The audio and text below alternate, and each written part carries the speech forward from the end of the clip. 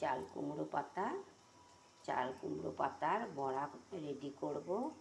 সর্ষে, কাঁচা লঙ্কা, পেঁয়াজ কুচানো, রসুন কুচানো, সর্ষেকে কাঁচা লঙ্কা দিয়ে ভালো করে বেটেছি। বেটে নুন হলুদ মিষ্টি দিয়ে কাঁচা তেল দিয়ে মেখে এই চাল কুমড়ো পাতার ওপরে দিয়েছি। আর এটা হচ্ছে ব্যাটার, গোবিন্দভোগের চাল গুঁড়ো করে নুন হলুদ দিয়ে ভালো করে ব্যাটারটা রেডি করেছি একটু ঘন ঘন করে। এটা হলো চাল কুমড়ো পাতার বড়া রেডি হয়ে গেছে। এরপরে পটল চিংড়ি করেছি।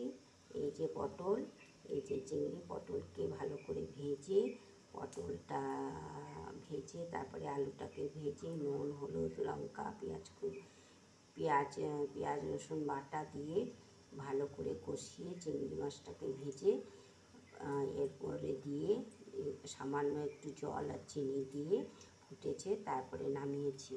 এটা হচ্ছে আমড়ার ডাল করেছি। শুকনো লঙ্কা সর্ষে ফোড়ন দিয়ে আমড়াটাকে তেলের মধ্যে ভেজেছি। ডালটাকে সিদ্ধ করে সোমবার দিয়েছি সর্ষে ফোড়ন আর লঙ্কা দিয়ে নুন হলুদ। এই বলে রাখছি বন্ধুরা।